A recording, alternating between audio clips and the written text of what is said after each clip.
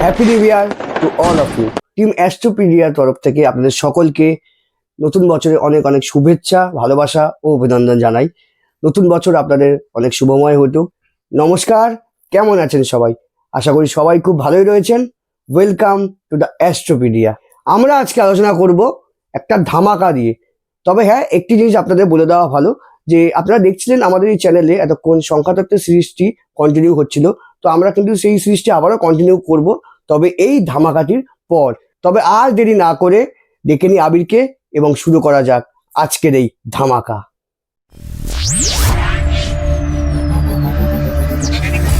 যেমনটা একটু আগে বলছিলাম, নতুন বছরের ধামাকার কথা।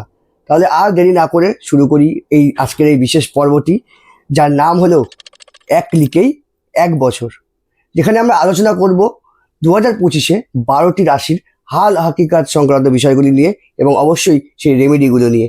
তো অপেক্ষার অবসান ঘটিয়ে শুরু করা যাক আজকের এই বিশেষ পর্বটি। তো আমি শুরু করি তাহলে মেষ রাশি দিয়ে। একদম মেষ রাশি শুরু করা যাক। সবার আগে যেটা বলা উচিত সকল একদমই। দর্শকদের উদ্দেশ্যে, সকলকে হ্যাপি নিউ ইয়ার।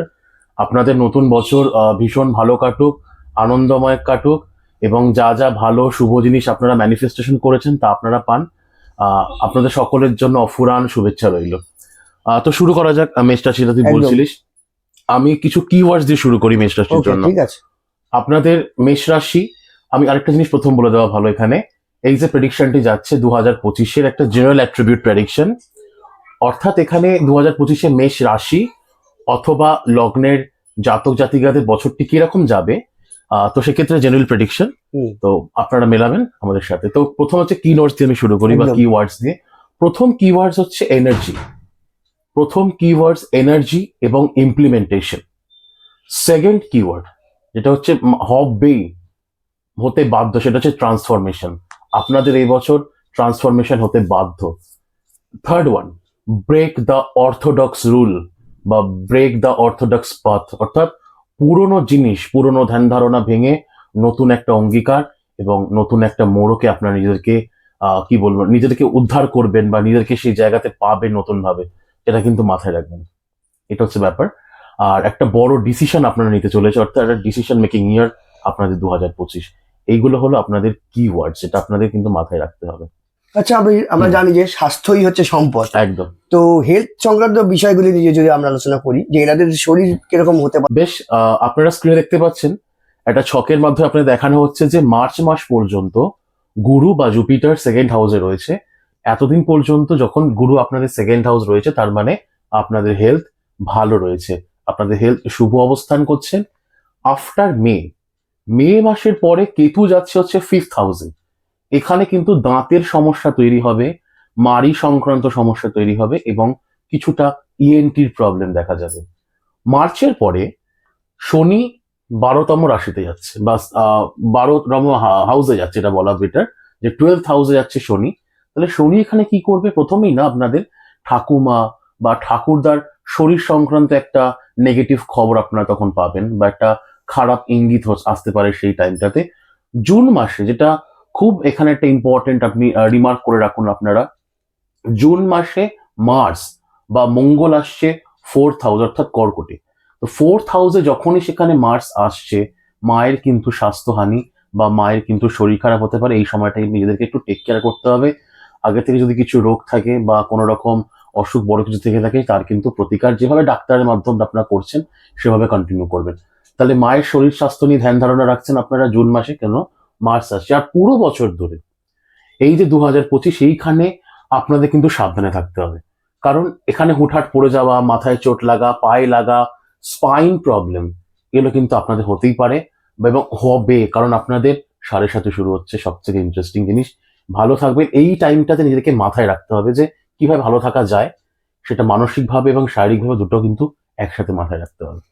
আচ্ছা আবির, তাহলে কথা বলি ফিনান্সিং ব্যাপারগুলো নিয়ে। তো এনাদের ফিনান্সিং দিক থেকে কিরকম সুবিধা হতে পারে? দেখ, এদের জানুয়ারি থেকে মার্চ পর্যন্ত ঠিকঠাক, আচ্ছা। ফাইন্যান্স ঠিকঠাক। কারণ আমি আবারও বলছি, চার্টে আপনারা দেখছেন, চার্ট দেখতে পাচ্ছেন স্ক্রিনে। তো এই চার্টে দেখছেন যে জানুয়ারি থেকে মার্চ অবধি আপনাদের মোটামুটি ফাইন্যান্সের জায়গাটা ঠিকঠাক রয়েছে। স্যাটার্ন, শনি 12th হাউসে আসছে, এসে কাকে দৃষ্টি দিচ্ছে? থার্ড হাউসকে দেখছে। তাহলে আমি আবার বলি, শনি 12th হাউসে বসে থার্ড হাউসকে দৃষ্টি বিনিময় করছে, অর্থাৎ মানি কিন্তু বাড়বে বাট স্লোলি বাড়বে, ওয়ারাস এক্সপেন্সেস আনওয়ান্টেডলি একটা বাড়বে, মানে আপনার কল্পনার বাইরে আপনার খরচ বাড়বে, কিন্তু অপোজিটটা কি, টাকাটাও বাড়বে কিন্তু সেটার গ্রোথ স্লো। আর একটা জিনিস মাথায় রাখতে হবে আপনাদের ক্ষেত্রে, র্যান্ডম ইনভেস্টমেন্ট কিন্তু এই মুহূর্তে করা যাবে না, কারণ যদি ভুলভাল কোনো ডিসিশন হয়ে যায় তাহলে কিন্তু বড় সড়ো লসের সম্মুখীন আপনাদের কিন্তু এই বছর হতে পারে। সেক্ষেত্রে ইনভেস্টমেন্টের ক্ষেত্রে বুঝে শুনে পদক্ষেপ নিন। আচ্ছা, আরেকটি বিশেষ গুরুত্বপূর্ণ জিনিস যে এনাদের জব লাইফ বা এনাদের কেরিয়ার কিরকম টাইপের হতে পারে? দেখ, জব এবং কেরিয়ারটা বলতে গেলে আমি তো প্রথমেই বলছিলাম সাড়ে সাতির কথা, এই জায়গাটা দেখুন একটা সাড়ে সাতি মানুষের জীবনে একটা ইম্প্যাক্ট ফেলে মোরাললেস। যারা শুনছেন তারা এটা খুব ভালো করে জানেন, যারা সাড়ে সাথে ফেস দিয়ে গেছেন তারা খুব ভালো করে জানেন জিনিসটা। তো আপনারা দেখতে পাচ্ছেন যে দেখা যাচ্ছে স্ক্রিনে স্যাটার্ন 12th হাউসে রয়েছে, মার্চের পরে আসছে। তো যতটা আপনি এফার্ট দিচ্ছেন তার রেজাল্ট কিন্তু ততটা আসছে না।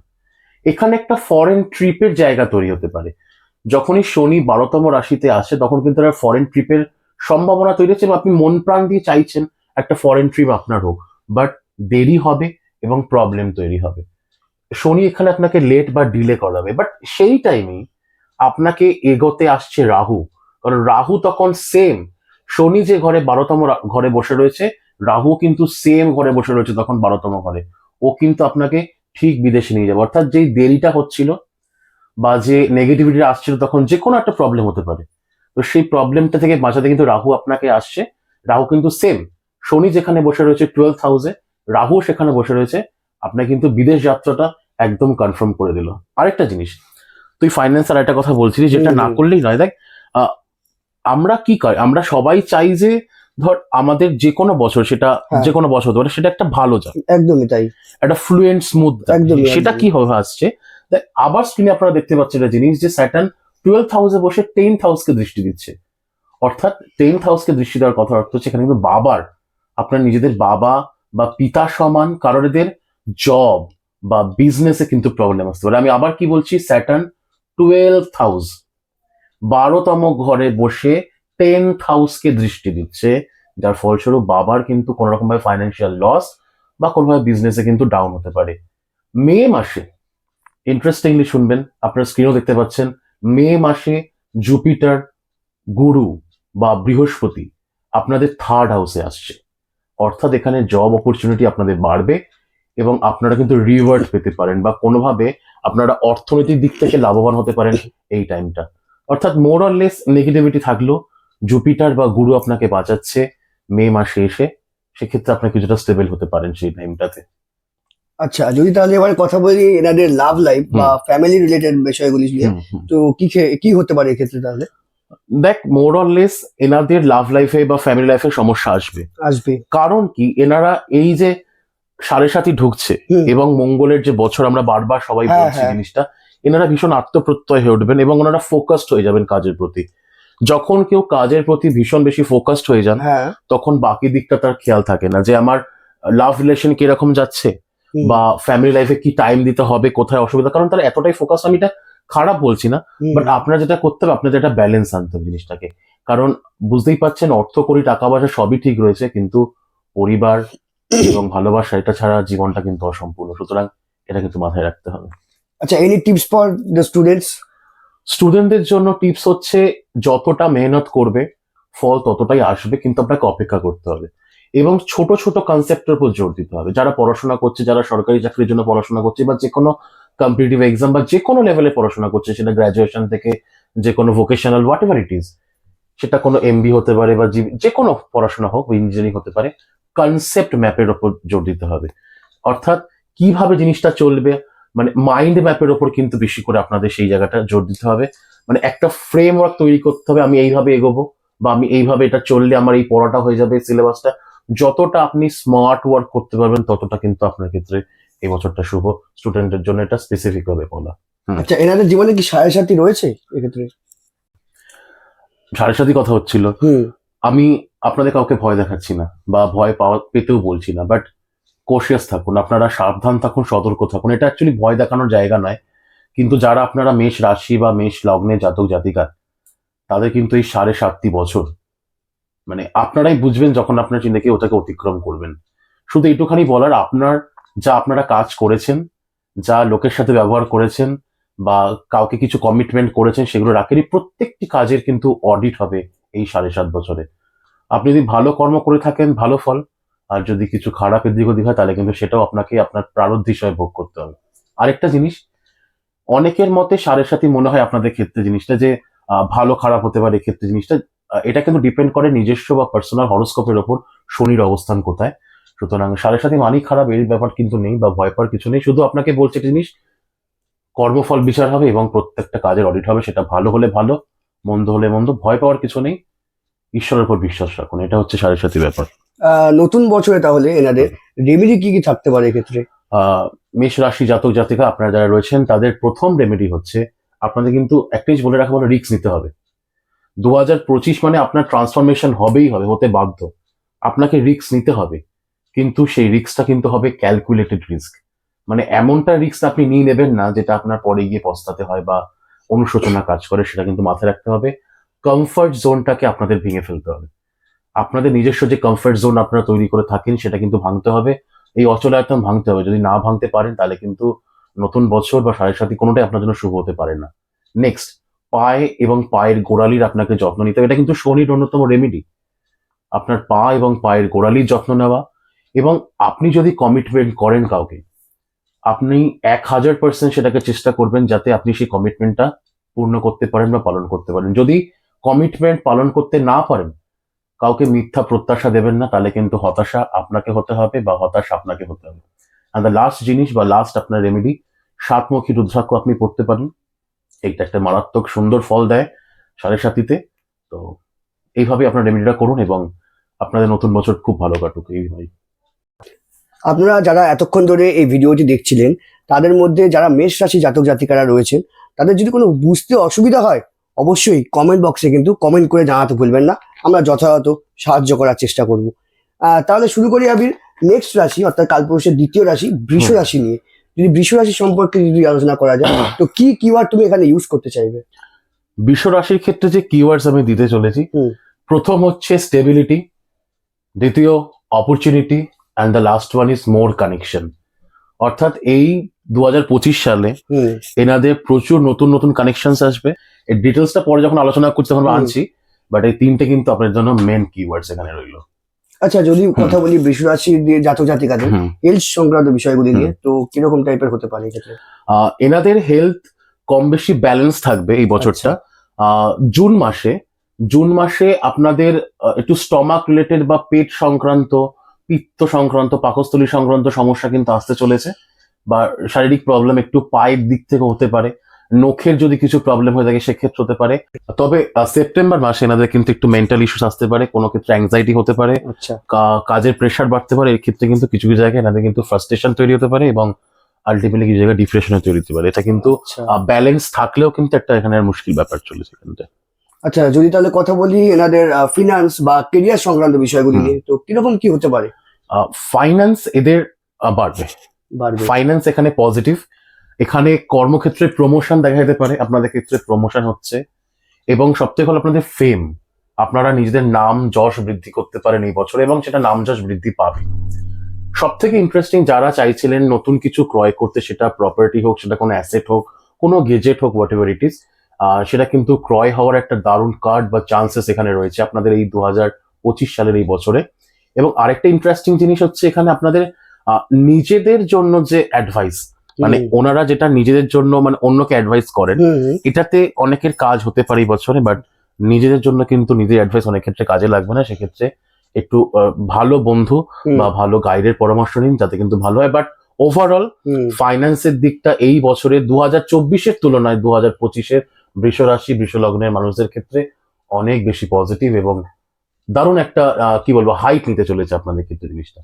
আচ্ছা, তাহলে যদি কথা বলি এনাদের লাভ বা রিলেশনশিপ বিষয়গুলি সম্পর্কে, তো কি হতে পারে এই বছরে?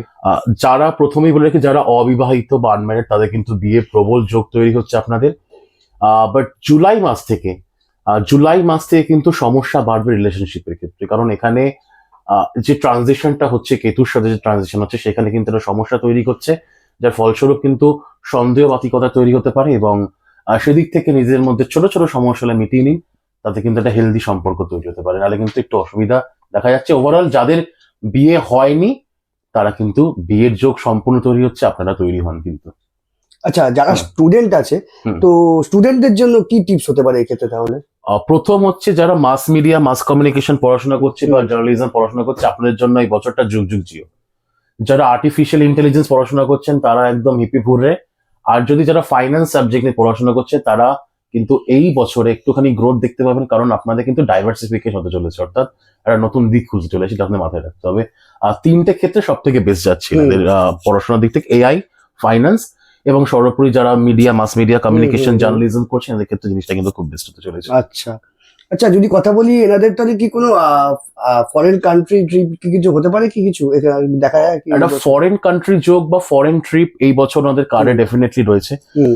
এটা খুব ডেফিনেট, এবং স্টুডেন্টদের ক্ষেত্রে চান্সটা খুব হাই প্রবাবিলিটিতে রয়েছে, বা আচ্ছা। চান্সেসটা স্টুডেন্টদের ক্ষেত্রে খুব বেশি রয়েছে। হুম। যারা পড়াশোনার ক্ষেত্রে দেশের বাইরে বিদেশে কি পড়াশোনা করতে পারে, হয়তো একটা খুব ভালো যোগ তৈরি হচ্ছে এই বছরে 2025-এ। আচ্ছা, যদি কথা বলি তাহলে সেদের রেমেডিস যদি কিছু থাকে এই বছরের জন্য? ফাইন। প্রথম রেমেডি হচ্ছে সাউথ ওয়েস্ট ডাইরেকশনে আপনাদের একটা রাজহাঁসের ছবি রাখুন। এটা আপনাদের রিলেশনশিপটাকে ঠিক করার জন্য হতে পারে, এবং ওভারঅল একটা প্রসপেক্টাস যাতে বছরটা যায় সেই হিসাবের জন্য হতে পারে। সাউথ ওয়েস্ট ডিরেকশনটা মাথায় রাখবেন। নেক্সট হচ্ছে খাওয়ার পর বা লাঞ্চের পর স্পেসিফিক বা যদি একটা এলাচ মুখে দেন, শুধুমাত্র এটা আপনার মুখ মিষ্টি বা আপনার মুখটাকে শুদ্ধ হিসাবে মুখ শুদ্ধ হিসাবে কাজ করবে না, এটা আপনার কিন্তু একটি বিরাট বড় টোটকা যেটা আপনার যে কোনো বাধা বিপত্তি দূর করতে কাজে লাগবে। এবং আরেকটি ডিরেকশন অর্থাৎ নর্থ ডিরেকশন, সেটা আপনার অফিস হতে পারে, আপনার অফিস কাম হোম হতে পারে, বা বাড়িতেও হতে পারে। যদি আপনি মানি প্ল্যান্ট লাগান সেক্ষেত্রে কিন্তু এই বছরটা টাকা পয়সার ক্ষেত্রে অতি উত্তম, অতি উত্তম, অতি উত্তম।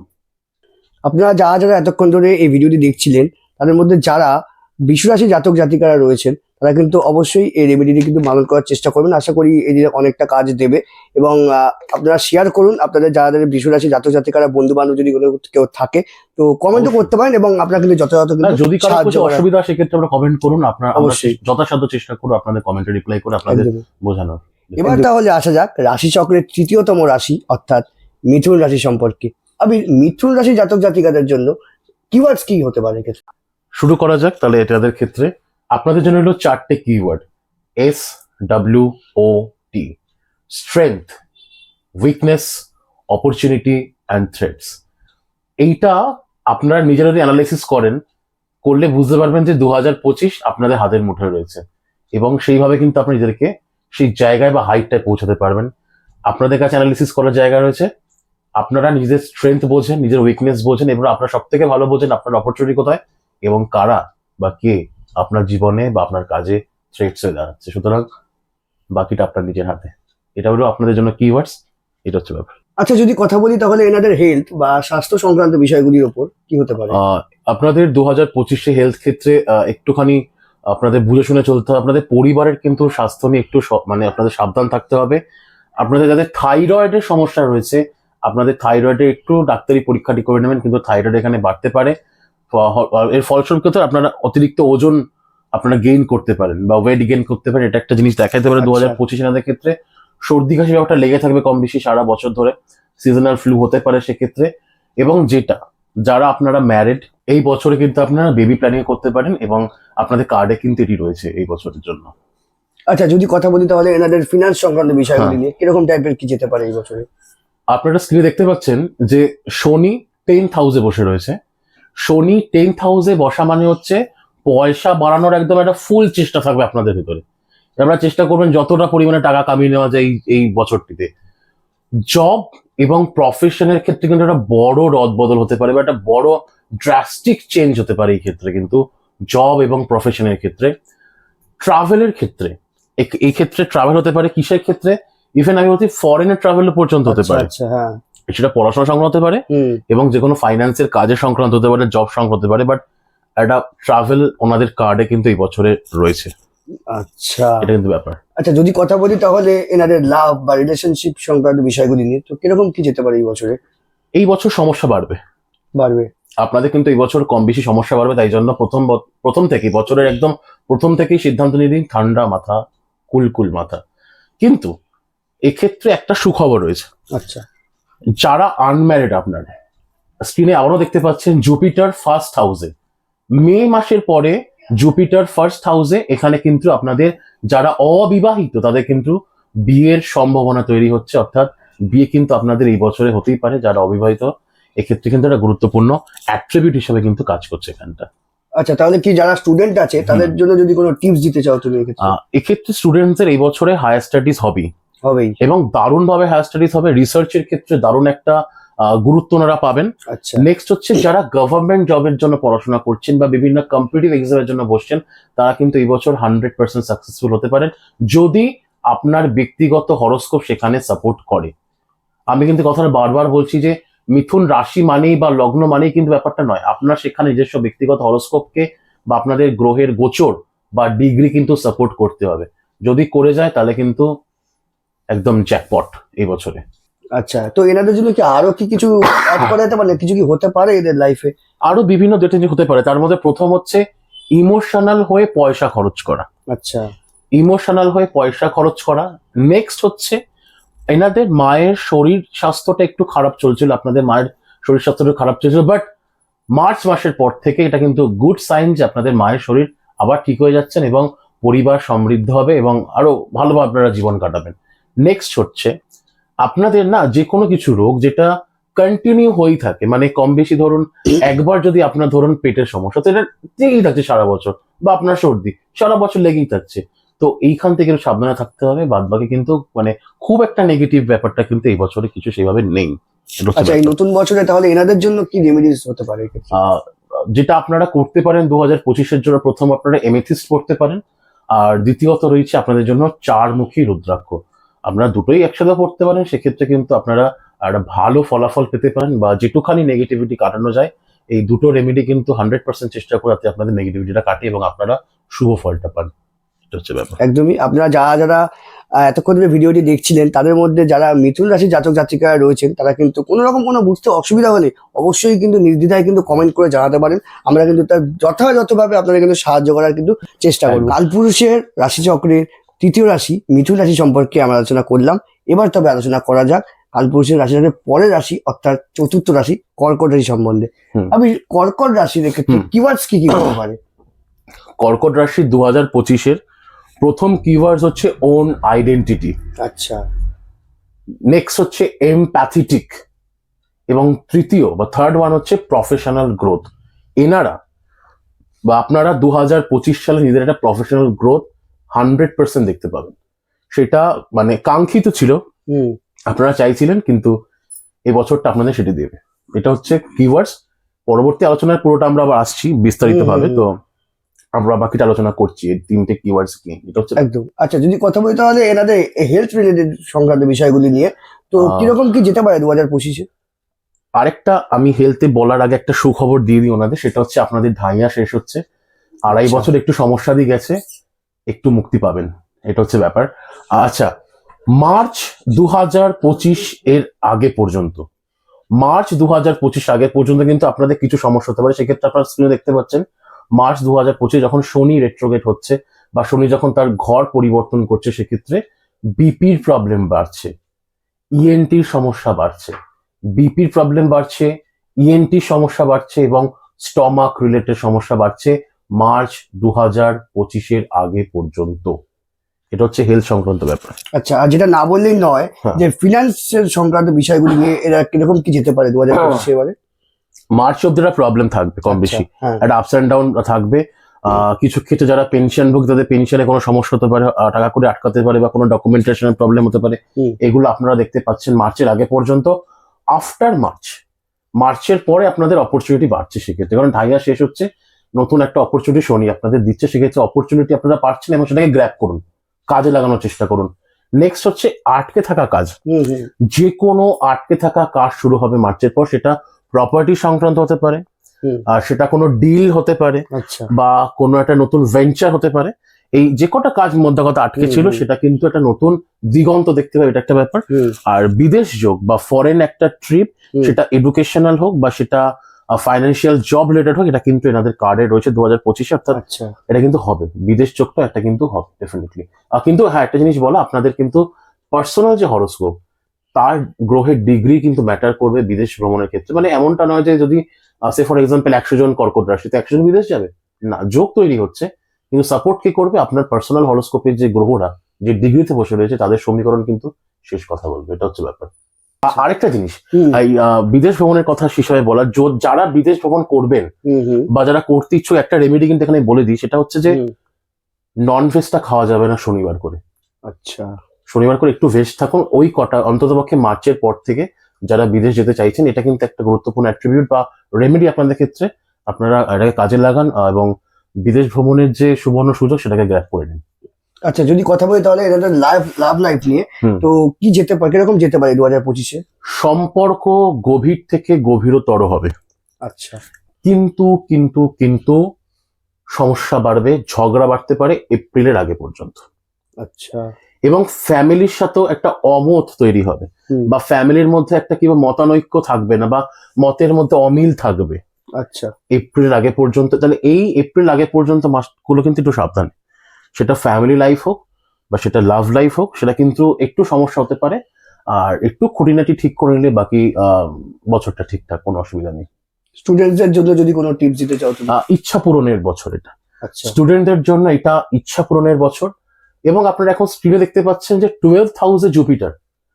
12th হাউসে জুপিটার মানে কিন্তু শিক্ষা সংক্রান্ত ভ্রমণ হতে পারে, সেটা কিন্তু আমি যেটা বলছিলাম বিদেশেও পর্যন্ত কিন্তু হতে পারে। এটা কিন্তু একটা ব্যাপার, গুরুত্বপূর্ণ জিনিস। আচ্ছা, তাহলে স্টুডেন্টদের জন্য কি আর কিছু কি বলা যেতে পারে এক্ষেত্রে? স্টুডেন্টদের জন্য একটা মাস্টার টিপস এবার দিই। হ্যাঁ, কর্কট রাশি এবং লগ্নে জাতক জাতিকাদের জন্য ভাগ্যের দোহাই দিয়ে বসে থাকবেন না। যদি আপনারা ভাগ্যের দোহাই দিয়ে বসে থাকেন, তাহলে ভাগ্য কিন্তু আপনার দোহাই দিয়ে বসে থাকবে, তখন কিন্তু মুশকিল হবে আপনাদের ক্ষেত্রে, এটা মাথায় রাখবেন। আচ্ছা, যদি তাহলে কথা বলি 2025-এ এনাদের কি কি রেমেডিস থাকতে পারে এক্ষেত্রে? প্রথম রেমেডি আপনারা করবেন মন মেডিটেশন।